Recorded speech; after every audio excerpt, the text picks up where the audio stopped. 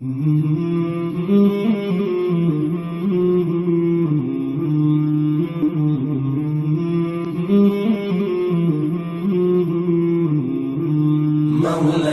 صل وسلم دائما أبدا على حبيبك خير الخلق كلهم. مولاي صل وسلم دائما أبدا على حبيبك خير الخلق كلهم.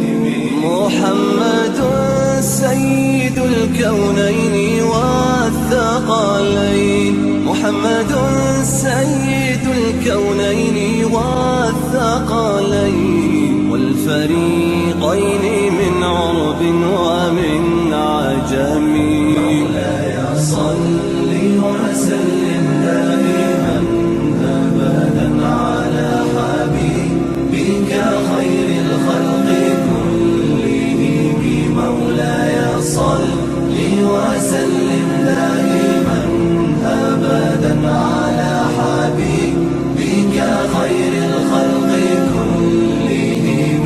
أوذيت في الله لم تهزم ولم تهني، أوذيت في الله لم تهزم ولم تهني حتى غادت. الحمد لله رب العالمين، الحمد لله الذي قيض للخلق رجالا حفظوا عليهم الدين وأظهر مناقبهم نصرة لهذا الدين. وأشهد أن لا إله إلا الله وحده لا شريك له، وأشهد أن سيدنا ونبينا وعظيمنا محمدا عبده ورسوله إلى جميع الخلق رحمة للعالمين. اللهم صل وسلم وزد وبارك على سيدنا محمد الأمين وعلى آله وصحبه والتابعين ومن تبعهم بإحسان إلى يوم الدين. أما بعد، عباد الله، فإني أوصيكم ونفسي بتقوى الله العظيم والثبات على حدي نبيه الكريم صلوات الله تعالى وسلامه عليه دائما أبدا.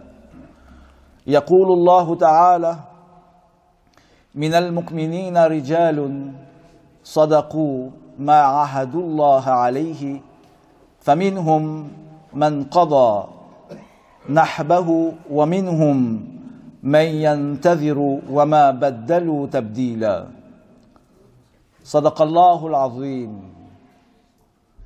وصدق رسوله النبي الحبيب الكريم، ونحن على ذلك لمن الشاهدين والشاكرين، والحمد لله رب العالمين. قال الله تعالى في شان حبيبه الكريم عليه الصلاة والسلام: إن الله وملائكته يصلون على النبي يا أيها الذين آمنوا صلوا عليه وسلموا تسليما. على سيدنا محمد وعلى آل سيدنا محمد وبارك وسلم. اللهم صل وسلم وزد وبارك على سيدنا ومولانا محمد خير البرية، صلاة ترضيك وترضيه وترضى بها عنا يا أرحم الراحمين. اللهم صل وسلم وزد وبارك على سيدنا ومولانا محمد الفاتح لما أغلق والخاتم لما سبق والناصر الحق بالحق والهادي إلى صراطك المستقيم. صلى الله تعالى عليه وعلى آله وأصحابه حق قدره ومقداره العظيم. اللهم صل صلاة كاملة وسلم سلاما تاما على سيدنا ومولانا محمد الذي تنحل به العقد وتنفرج به الكرب وتقضى به الحوائج وتنال به الرغائب وحسن الخواتم ويستسقى الغمام بأنوار وجهه الكريم وعلى آله وأصحابه في كل لمحة ونفس بعدد كل معلوم لك.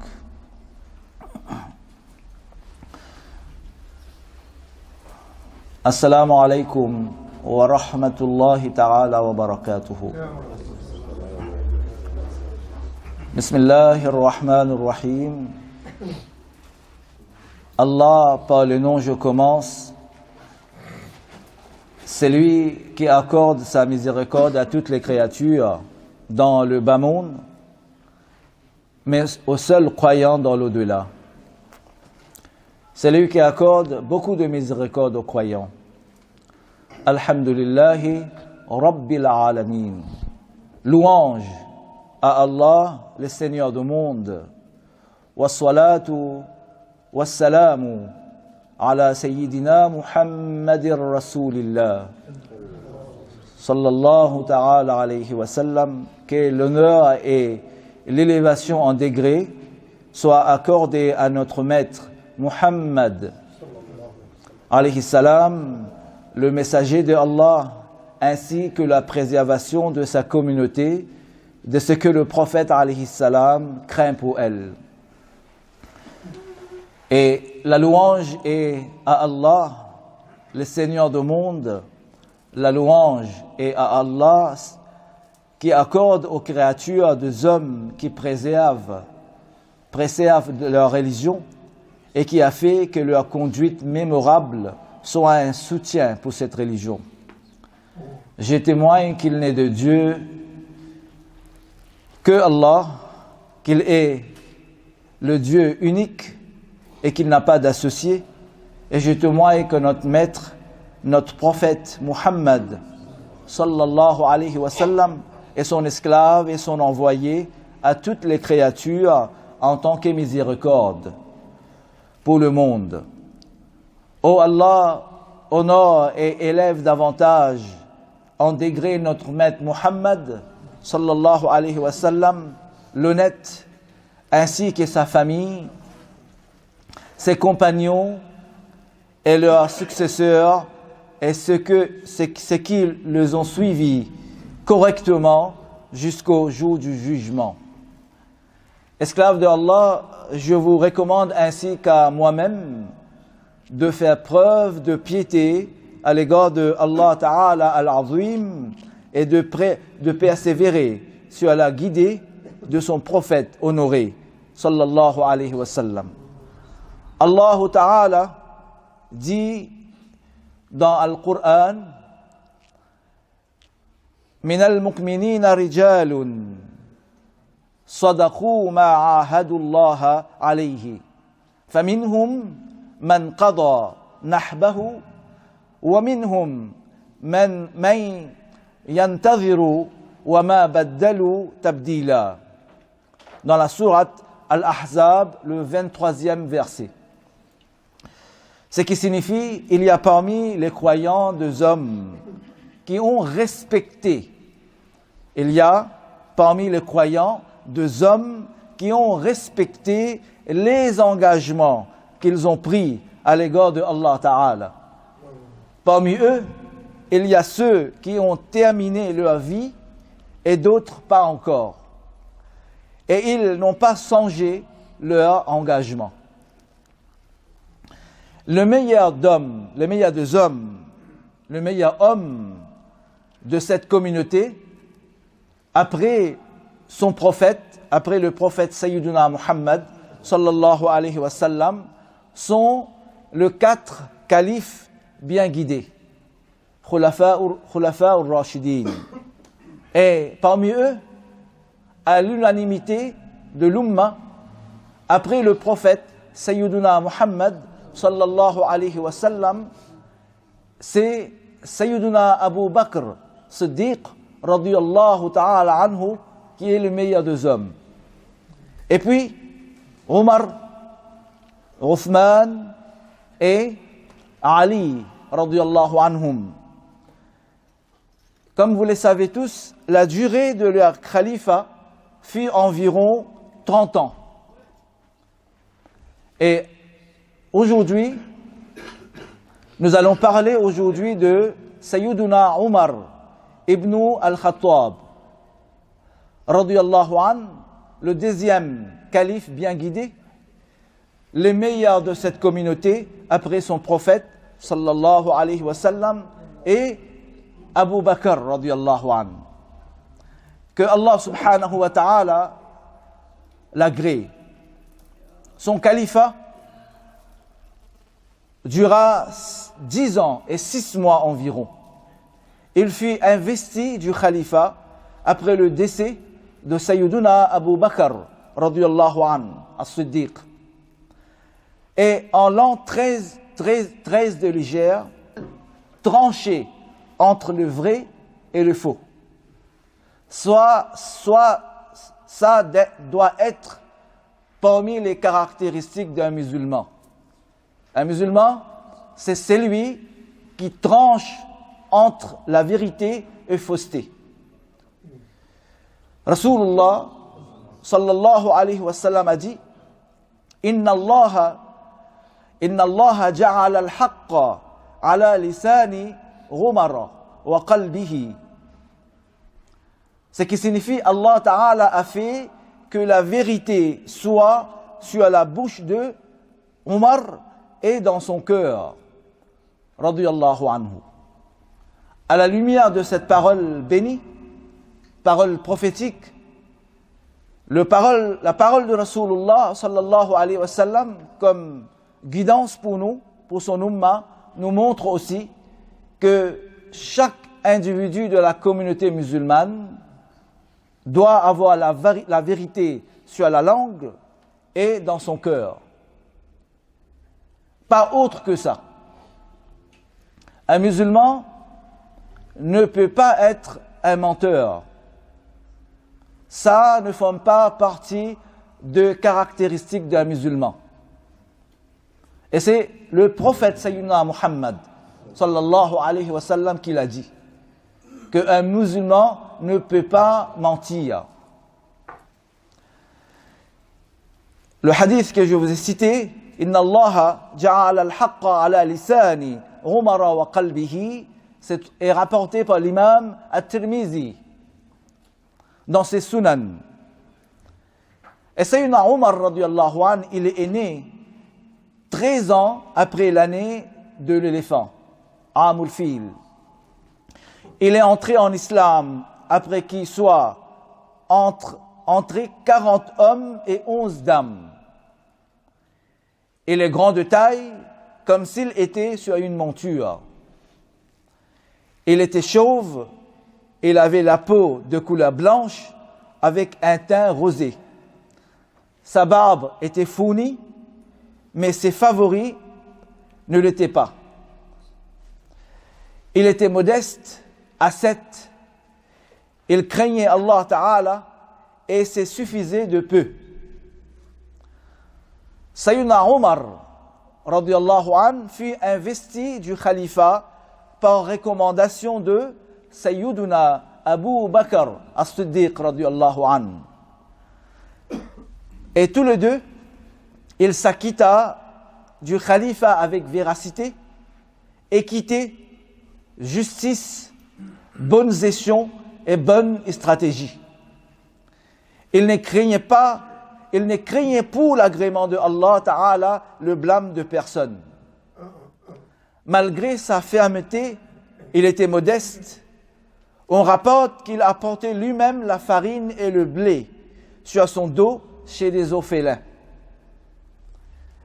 Quand il avait pris connaissance de leur état de pauvreté et de famine, une dame l'avait mépris parce qu'il avait défendu d'augmenter le montant de dot des dames au-delà de ce qu'avait donné le prophète alayhi salam, ou de ce qui avait été accordé à l'une de ses filles. Cette dame avait dit à Sayyidina Omar, radiyallahu anhu, tu n'as pas à le faire, ô émir de croyants, parce que Allah Ta'ala dit wa ataytum ihdahunna qintaran fala ta'khudhu minhu shay'a. Dans la sourate Al-Nisa, le verset 20e verset. Ce qui signifie, même si vous aviez donné à l'une d'entre elles un qintar, ne reprenez rien. Ce qui est le contraire de nos jours. Grave le contraire. Et ça nous montre aussi qu'au moment du khalifa de Sayyidina Omar, radiyallahu anhu, les dames étaient très intelligentes. Elles connaissaient le hadith. Elles connaissaient les lois. Elles connaissaient la charia. Elles avaient la crainte de Allah subhanahu wa ta'ala. Et cette dame-là, même Sayyidina Omar, radiyallahu anhu, quand il avait décidé pour le dot, la dame l'avait réprimé pour ça.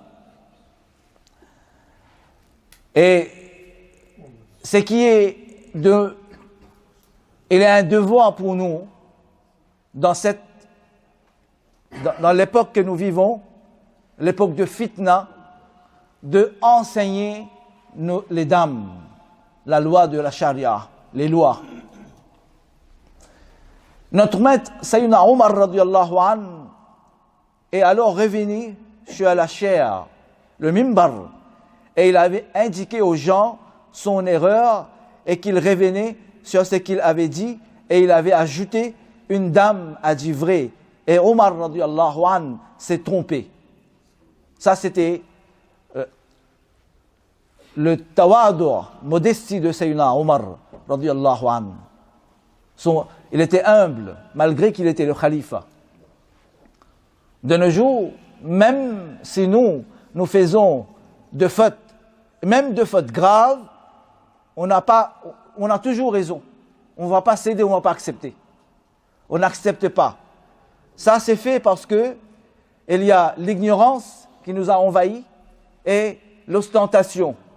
Nous sommes devenus engayés. Nous n'acceptons point la vérité. C'est nous toujours qui nous avons raison. Même si quelqu'un veut nous corriger pour notre propre bien, on n'a pas à accepter là, nous. Parce que ça va comme si nous pensons que nous allons abaisser par la correction de quelqu'un. À l'époque de Sayyidina Omar, radiyallahu anhu, il y a eu beaucoup de conquêtes, parmi lesquelles celle de Jérusalem, Baytul Maqdis, et qui s'appelait Ilya. Le gens de Baytul Maqdis avaient demandé l'armistice et avaient dit à Abu Ubaïda, radiyallahu anhu, envoie un émissaire à votre calife pour que soit lui qui nous donne la pacte d'armistice. L'émir de croyants est donc entré à Al-Jabiyya et les gens de Baytul Maqdis étaient venus. Artaboun, l'émir de l'armée de Romains, avait fui en Égypte. Et c'est ainsi que fut prononcé l'armistice entre l'émir de croyants et les gens de Baytul Maqdis, avec des conditions bien connues. Puis l'émir de croyants, Sayyidina Omar ibn al-Khattab, radiyallahu anhu, a envoyé Sayyidina Amr ibn al-As, radiyallahu anhu, en Égypte. Et il l'a fait suivre par Sayyidina Az-Zubayr ibn Awwam, radiyallahu anhu. Il s'était dirigé vers l'Égypte et les musulmans sont entrés en Égypte et l'ont conquise. En l'an 17 de l'Hégire, Amir al-Mu'minin, Sayyidina Omar, radiyallahu anhu, est parti accomplir la Umrah. Il est resté 20 jours à Makkatul Mukarrama et à ce moment, c'est à ce moment-là qu'il a élargi la mosquée de Al-Haram. Que Allah subhanahu wa ta'ala le récompense en bien pour le musulman. C'est cette même année que l'Amir al-Mu'minin, Sayyidina Omar, radiyallahu an, a épousé Sayyida Kulthum, radiyallahu anha, la fille de Sayyidina Ali ibn Abi Talib, radiyallahu an.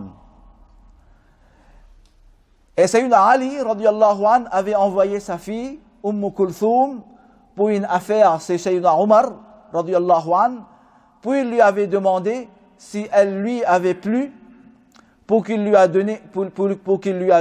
donne en mariage.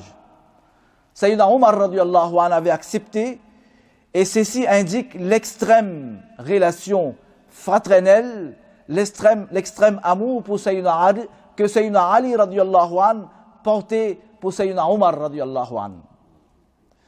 Son grand respect pour lui et le fait que Sayyidina Omar, radiyallahu an, avait à cœur d'avoir l'honneur pour la famille du prophète, sallallahu alayhi wa sallam, et avoir pour beau-père Sayyidina Ali, radiyallahu an. Et combien ils s'aimaient sincèrement l'un et l'autre par recherche de l'agrément de Allah subhanahu wa ta'ala.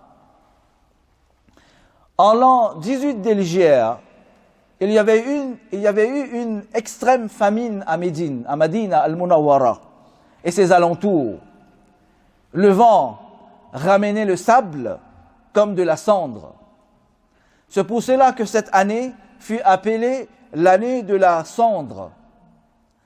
Beaucoup de gens ont péri à cause de la famine et du manque de pluie, la sécheresse. Les animaux ne trouvaient plus à manger, au point qu'un compagnon égorgea une brebis après que sa famille avait insisté, et il leur avait dit, mais il n'y a rien dedans, parce que la famine, il n'y a rien à manger. Après l'avoir égorgé, il avait vu que ses os étaient rouges. Alors il avait dit, Ya Muhammada, il s'est rendu à la tombe de Rasulullah sallallahu alayhi wa sallam et avait dit, Ya Rasulallah sallallahu alayhi wa sallam, ô messager de Allah, demande la pluie pour ta communauté. C'était dans l'époque de Sayyidina Omar, radiyallahu anhu. Ya Rasulallah sallallahu alayhi wa sallam, demande la pluie pour ta communauté. C'est-à-dire, invoque Allah Ta'ala pour qu'il fasse tomber de la pluie, quand ils sont en train de périr. Alors, il avait vu il a eu une vision de Rasulullah sallallahu alayhi wa sallam dans le rêve, qui lui avait ordonné de passer le salam à Sayyidina Omar, radiyallahu anhu, et de lui annoncer qu'il allait recevoir la pluie. Et en lui donnant de lui dire, Alayka bil kaysil kays, Alayka bil kaysil kays, c'est-à-dire fournis tout ton effort quand il s'agit en un service de la communauté de mon Ummah. Et cet homme vint voir Omar radiyallahu anhu et lui annonça ce qu'il avait vu, le rêve, la vision de Rasulullah sallallahu alayhi wa sallam. Et Sayyidina Omar radiyallahu anhu, en entendant ce qu'il a vu, s'est mis à pleurer et se dirigea vers les gens pour leur annoncer les rêves que cet homme a fait et pour leur demander le conseil si dans les choses qu'un autre aurait été meilleur. Il lui a alors suggéré de faire la prière, de demander de la pluie, salatul istisqa, et de demander le renfort de musulmans des différentes régions en dehors du Hijaz. Il adressa de lettres aux émirs de différentes régions pour qu'il envoie du secours aux gens de Médine et de ses alentours. Et Sayyidina Omar radiyallahu anhu a fait la prière et a demandé la pluie et donna un discours. Il avait avec lui Al-Abbas ibn Abdul Muttalib radiyallahu anhu, l'oncle du prophète sallallahu alayhi wa sallam. Sayyidina Omar radiyallahu anhu a fait le tawassul de Sayyidina Al-Abbas, a fait de dua par l'intermédiaire de l'oncle de Rasulullah sallallahu alayhi wa sallam. Maintenant, la raison nous dicte, nous guide. Si c'est par la wasila de Al-Abbas, Sayyidina Omar radiyallahu anhu a fait la wasila de Al-Abbas, comment c'est grand la wasila de Rasulullah sallallahu alayhi wa sallam. Et Sayyidina Omar radiyallahu anhu a évoqué Allah Ta'ala, il a dit: oh Allah, nos partisans n'ont pas pu nous secourir. Nous n'avons plus de force pour nous secourir. Nous ne sommes pas capables de nous sauver nous-mêmes. Il n'est de préservation de force par toi, ô Allah. Ô Allah, accorde-nous la pluie et revivifie les esclaves et le pays. Et c'est jusqu'à que la pluie se mette à tomber et qu'il soit secouru. Puis, les caravanes d'Irak, envoyées par Abu Moussa, Sayyiduna Abu Moussa al-Ash'ari, radiyallahu anhu, vint avec de provisions, ainsi que le blé d'Égypte, que Sayyiduna Amr ibn al-As, radiyallahu anhu, avait envoyé par la mer. Et l'épreuve fut dissipée par la grâce de Allah subhanahu wa ta'ala. Et quand à la prière de Salat al-Tarawih, telle que les musulmans l'accomplissent de nos jours en assemblée, en jama'a, il s'agit d'une de traditions instaurée par Sayyidina Omar radiyallahu anhu. Il avait en effet rassemblé les gens pour accomplir la prière derrière un seul imam, parce qu'auparavant il y avait des gens qui faisaient la prière en différents groupes, alors qu'auparavant il la faisait individuellement. Il avait désigné Sayyiduna Ubay ibn Ka'b, le grand hafiz de Al-Qur'an, radiyallahu anhu, pour les diriger à Madina al-Munawwara. C'est une tradition qui est demeurée après lui jusqu'à nos jours. Et que Allah subhanahu wa ta'ala récompense Sayyidina Omar, radiyallahu anhu, pour ce qu'il a fait. Et Rasulullah sallallahu alayhi wa sallam a dit: Man sanna fil islami sunnatan hasana falahu ajruha wa ajru man amila biha ba'dahu min ghayri an yanqusa min ujurihim shay. Rasulullah sallallahu alayhi wa sallam a dit ce qui signifie: c'est lui qui instaure dans l'islam une bonne tradition. Il en aura la récompense et aura une récompense chaque fois que quelqu'un d'autre le fera après lui, sans que les gens qui l'accomplissent, leur ajar soit diminué, quoi que ce soit de leur récompense. Et Sayyidina Omar radiyallahu anhu, il est le premier à avoir été surnommé Amir al-Mu'minin. Et Sayyidina Abu Bakr radiyallahu anhu, lui il est le premier à avoir été nommé Khalifatu Rasulillah sallallahu alayhi wa sallam. Deux choses qu'on doit apprendre. Amir al-Mu'minin, émir de croyants, il était quelqu'un d'ascète, zahid, dans le bas monde, au point que l'on rapporte qu'il y avait sur son vêtement plus d'une dizaine de rapiècements, malgré qu'il était le Amir al-Mu'minin, lorsqu'il était le calife des musulmans. À la fin de l'an 23 de l'Hégire, Abu Lu'lu, le Mazdin, l'a assassiné. Il s'appelait Fayrouz, et c'était l'esclave de Al-Mughira ibn Shu'ba. Abu Lu'lu n'était pas musulman, c'est lui qui l'avait assassiné. C'était un mécréant, et que Allah subhanahu wa ta'ala lui fasse subir ce qu'il mérite. Cela s'était produit après que Sayyidina Omar radiyallahu anhu était parti pour effectuer la prière du Subh, Al-Fajr.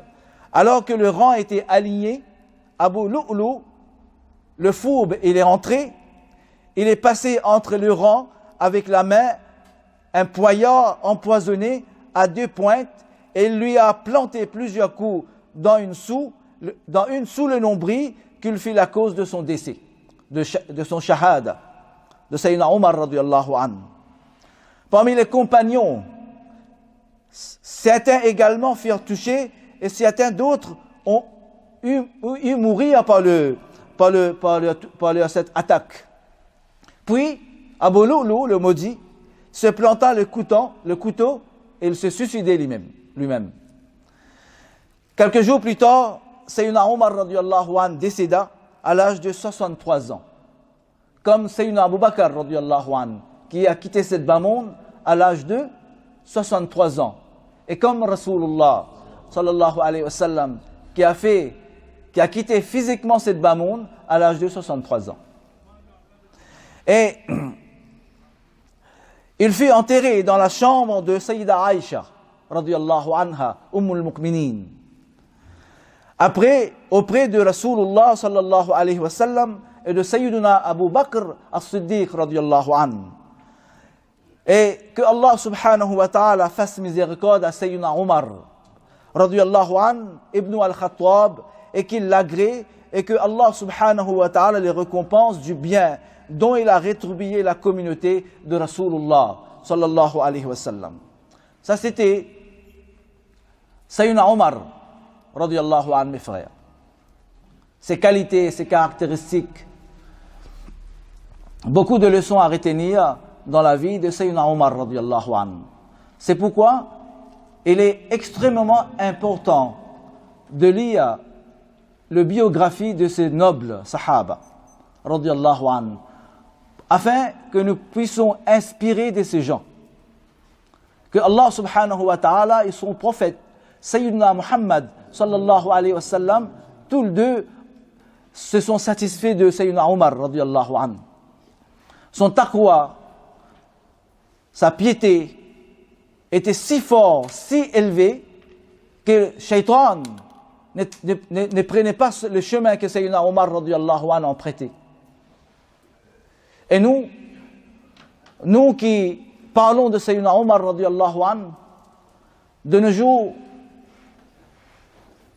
on a emprunté le chemin de Shaitan. On s'est fait de proie de Shaitan par nous-mêmes. Parce qu'on a délaissé la piété à taqwa. On a commencé à prendre des choses, malgré qu'elles sont pétues de taille, mais profitables, en ajar, comme des choses normales, simples. Doucement, doucement, on a commencé à quitter, petit à petit, on a commencé à quitter, finalement on a commencé à quitter tout. Sayyidina Omar radiyallahu anhu, sa modestie, malgré Amirul Mu'minin, malgré il avait Baytul Mal dans sa main bénie, il n'a jamais pris quelque chose de Baytul Mal. Quand il travaillait pour la communauté, la lampe était allumée. Mais quand il travaillait pour lui personnel, il éteignait la lampe. Parce que la lampe qui allume, qui donne l'éclairage, c'est pour la communauté, pas pour lui, pas pour Omar radiyallahu anhu. Lui avait de dizaines de pièces dans ses vêtements.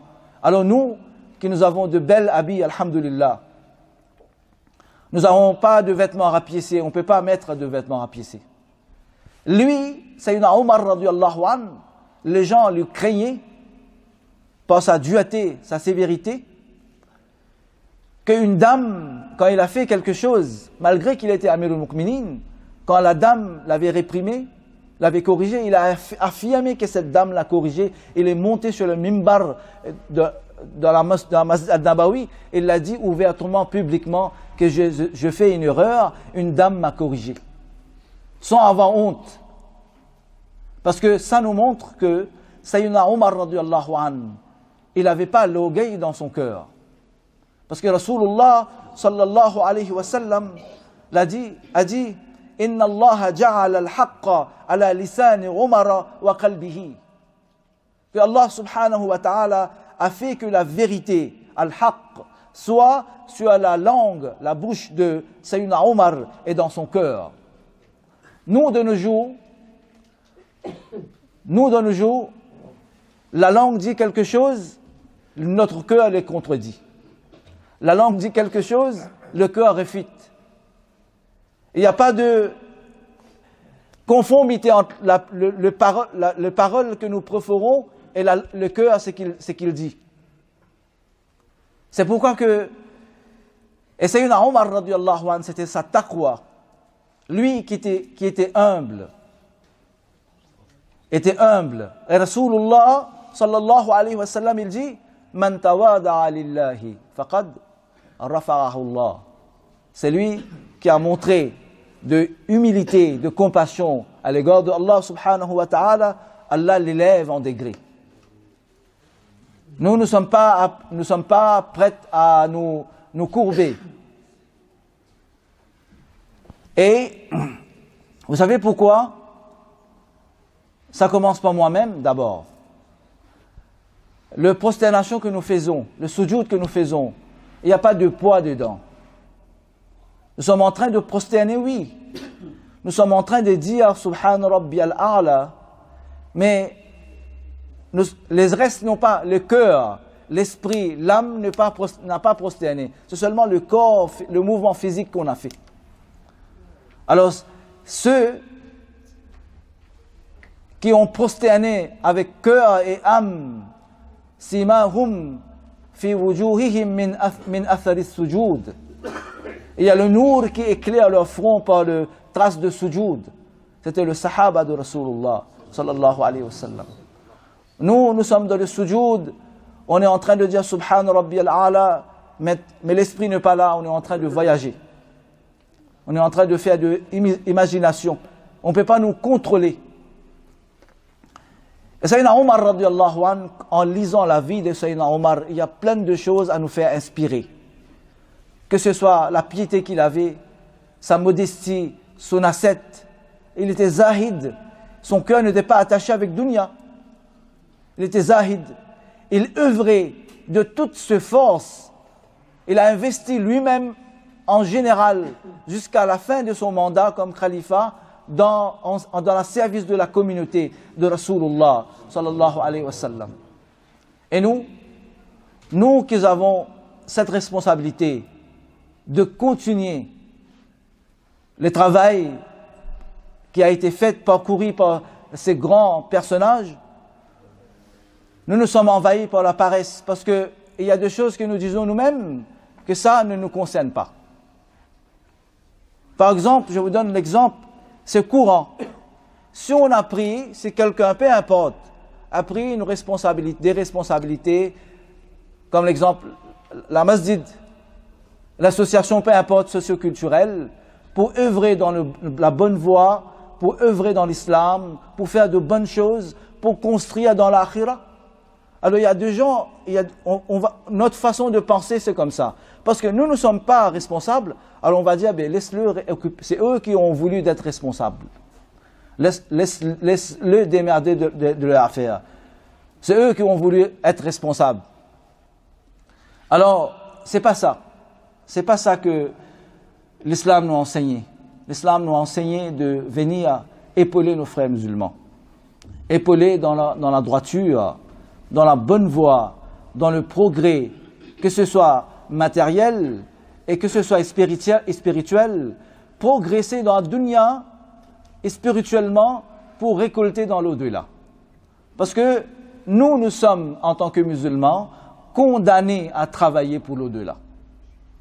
Parce que nous vivons pour l'au-delà. Nous attendons l'au-delà. Nous espérons de bien dans l'au-delà. Nous sommes condamnés. C'est pourquoi il faut venir avec des idées, de bonnes intentions pour aider, prêter main forte à progresser, même à corriger. Parce que nous sommes des humains de nature faible. Nous commettons des erreurs. Nous prenons de mauvaises décisions des fois. Alors Allah subhanahu wa ta'ala, c'est pourquoi il nous a fait ummatan wasat, une communauté juste qui tranche dans la vérité. Nous sommes là pour trancher dans la vérité et de fausseté.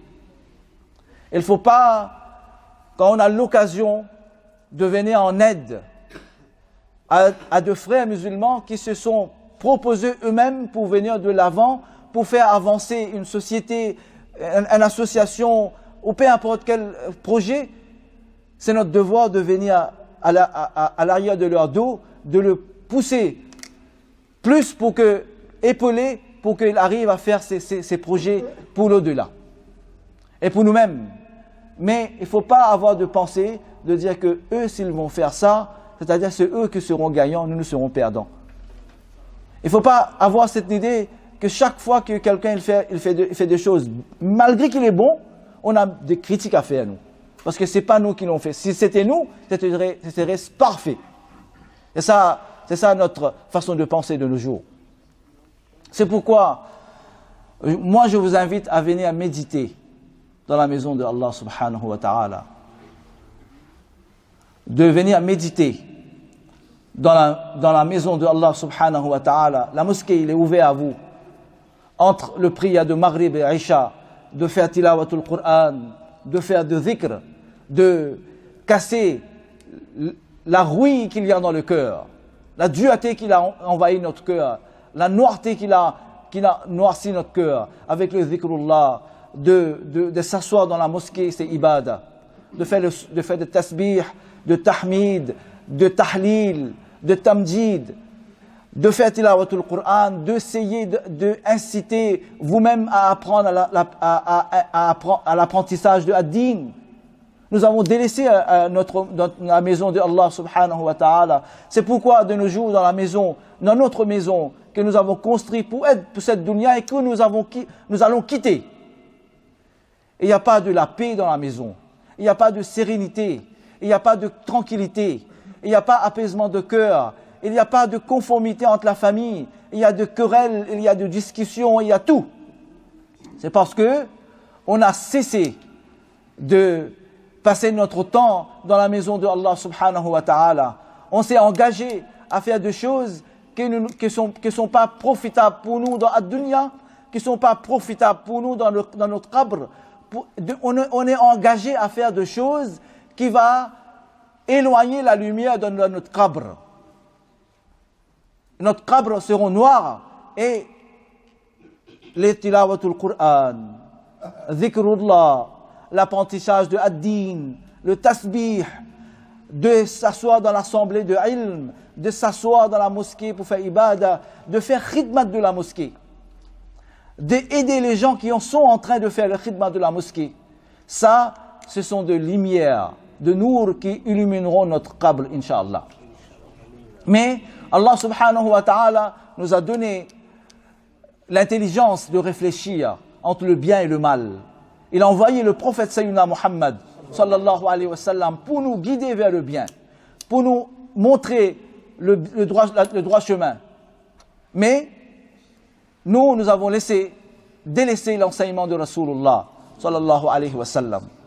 Et c'est pourquoi ici on est en train de mettre sur place de faciliter aux fidèles pour que vous venez avec toute sérénité, sans aucune distinction, de passer votre temps dans la maison de Allah.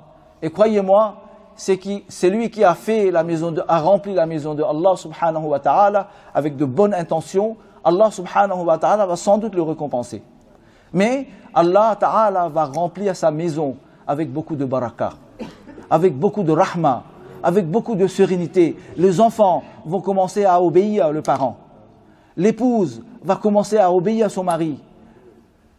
Et il y aura de la paix et de l'harmonie dans l'âme, dans l'esprit, dans le cœur.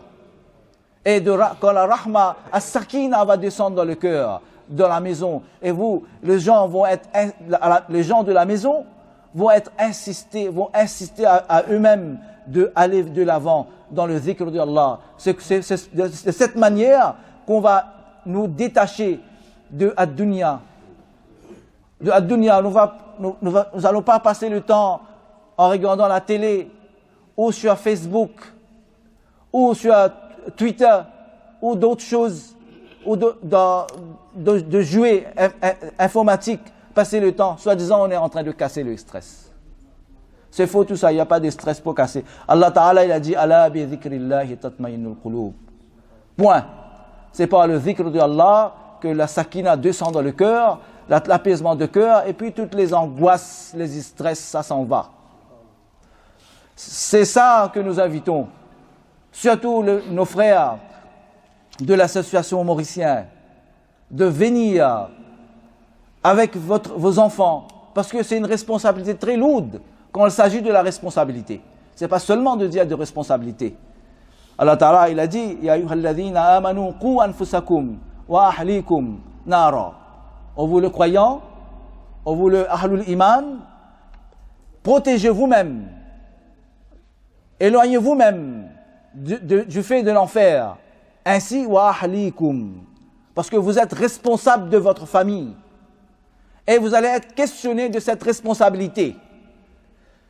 Alors, c'est notre devoir en tant que responsable d'assumer notre responsabilité envers tous les gens de la famille. Et quand vous sortez à la mosquée, il y a les enfants, il faut que les enfants vous accompagnent. Venez faire le dhikr de Allah subhanahu wa ta'ala. Venez faire le tilawatul Qur'an. Et Inch'Allah, le vendredi prochain, Inch'Allah, comme on a commencé de programme spirituel, chaque 11e jour, nuit de lunaire, il y aura cette programme à la masjid. À la masjid, venez, après la salatul risha, venez passer de votre temps dans cette maison de Allah subhanahu wa ta'ala, et vous verrez vous-même comment le rahma de Allah ta'ala descend et vous envahit. Venez prêter main forte à concrétiser ces programmes spirituels, à concrétiser les autres projets, pour vous-même, pour le bienfaisance de vos enfants et pour le bienfait et récompense de Akhira. Et que Allah subhanahu wa ta'ala nous fasse parmi les gens qui œuvrent dans cette dunya jusqu'à la fin de notre vie pour le bien, pour le profit de Akhira. Wassalamu alaikum wa rahmatullahi wa barakatuh.